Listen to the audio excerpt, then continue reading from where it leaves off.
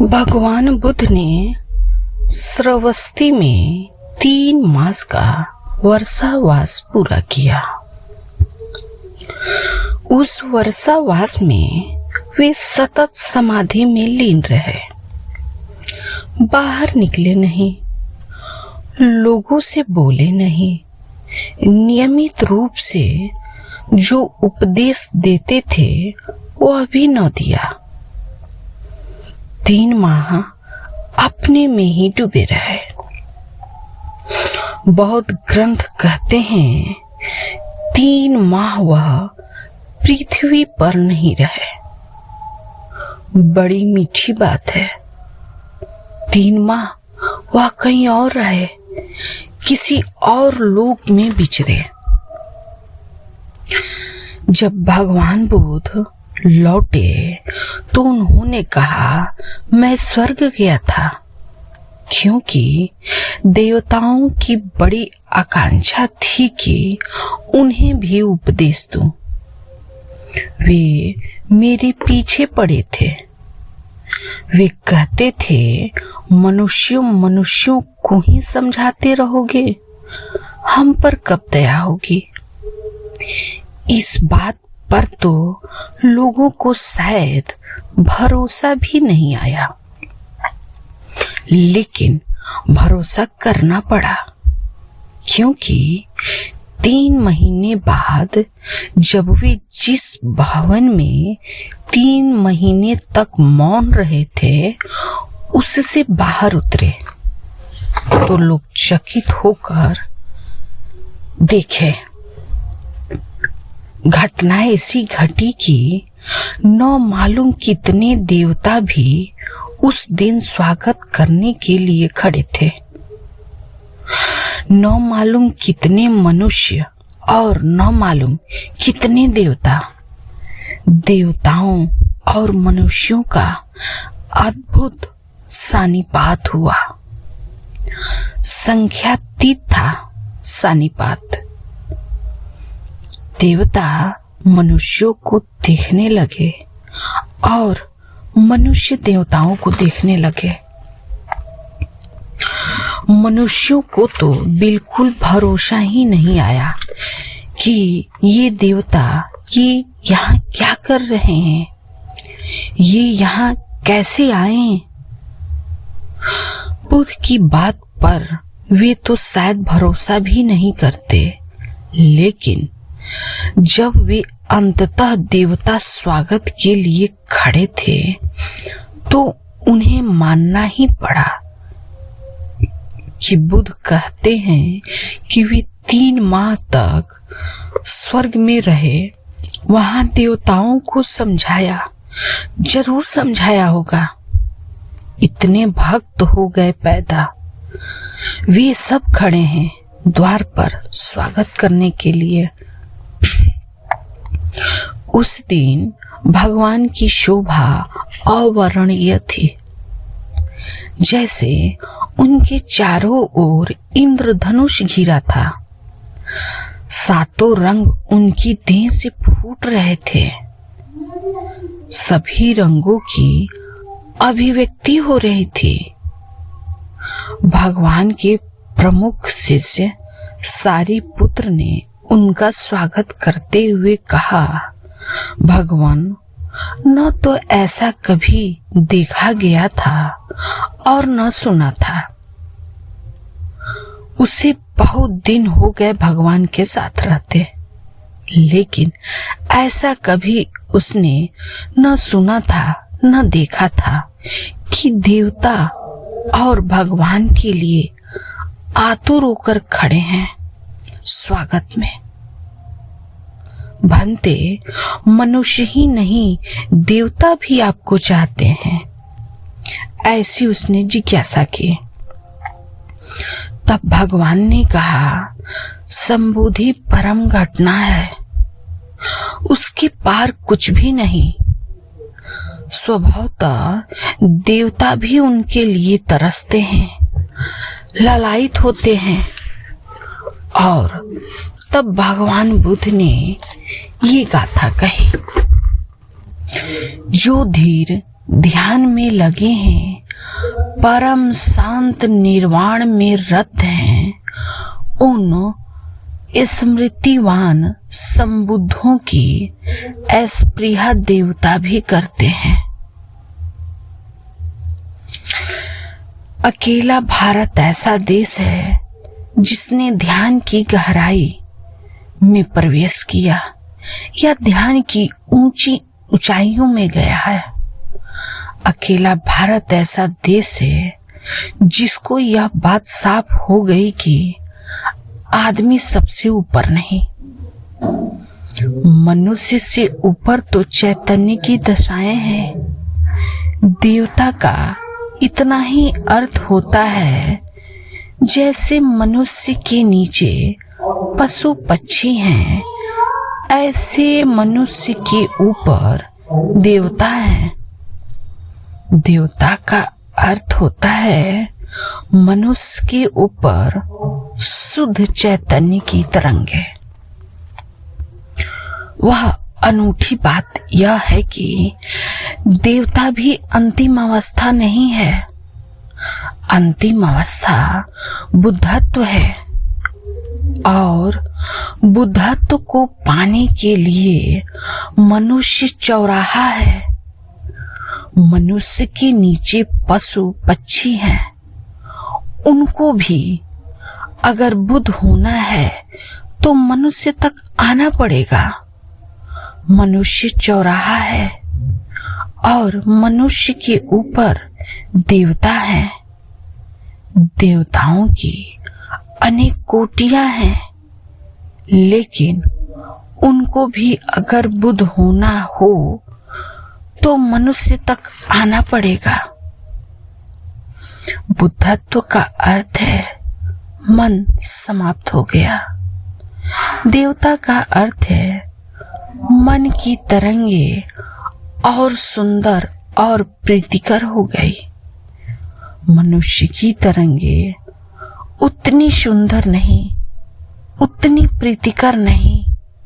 देवता की तरंगे प्रीतिकर है, सुंदर है।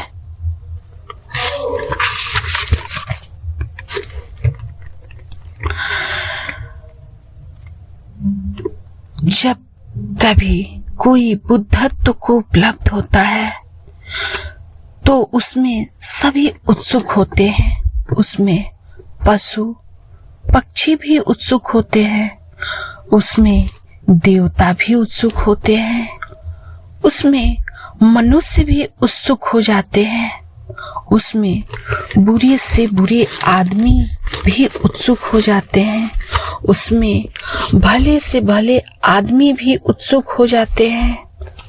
जिसमें भले ही भले आदमी उत्सुक हो वह महात्मा है। जिसमें बुरे ही बुरे आदमी उत्सुक हो वह असंत है।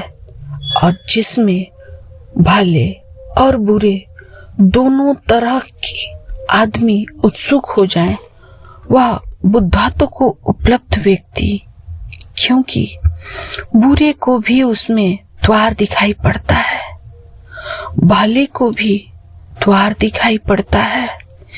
इसलिए जब भी कहीं कोई बुद्धत्व को उपलब्ध व्यक्ति होगा, हम उसके पास बुरे से बुरे आदमी भी पाएंगे। और बुद्धों ने कहा, पाप पुण्य का करना और अपने चित्त का शोभन करते रहना, ये तीन बातें, यही बुद्धों का शासन है। तो बुद्ध कहते हैं, बुरे तो मत करो। जो तुम्हें साफ लग जाए कि बुरा है उसे मत करना। अपने चित्त का रोज शोधन करना, अपने चित्त को रोज शोधते रहना, क्योंकि इसी चित्त से तुम्हें पता चलेगा कि और भला क्या है और भला क्या है। यहाँ शिखर के ऊपर शिखर है, द्वार के बाद द्वार है, रहस्यों के बाद रहस्य है। तुम्हारे पास जितना शुद्ध चित्त होगा उतनी ही तुम्हारी दृष्टि साफ होती जाएगी। और उसी दृष्टि को बुद्ध ने कहा कि मेरा शासन मानना, यही मेरा उपदेश है। तितिक्षा और शांति परम तप है। बुद्ध निर्वाण को परम कहते हैं। दूसरों का घात करने वाला प्रवजित नहीं होता और दूसरे को सताने वाला श्रमण नहीं होता। बुद्ध निर्वाण में कहते हैं, बुद्ध निर्वाण को परम कहते हैं। बुद्ध कहते हैं जो योग्य है, एक चीज करने योग्य है। बुद्ध कहते हैं होने योग्य तो एक ही चीज है, वो है निर्वाण। दूसरों का घात करने वाला प्रवजित नहीं होता।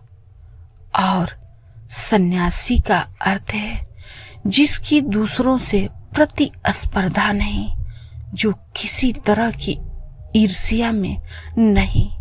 लेकिन अक्सर हमारी हालत उल्टी है।